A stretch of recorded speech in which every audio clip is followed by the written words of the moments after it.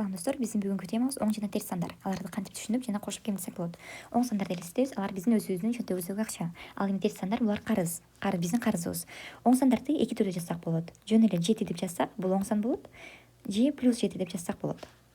Плюс белгиси бул жерде сөзсүз түрдө коюлуш керек деген шарт жок. Ал эми терс сандарда тескерисинче анын терс экенин билдириш үчүн биз дайыма минус белгисин колдонобуз. -5, -7, -9. Минусун жазбасак, ал сөзсүз түрдө оң сан болуп кетет. Кошуп кемитүүдө мисалы элестетебиз. -12 плюс 20. Бул эмне болот? -12 дегенде бул карыз.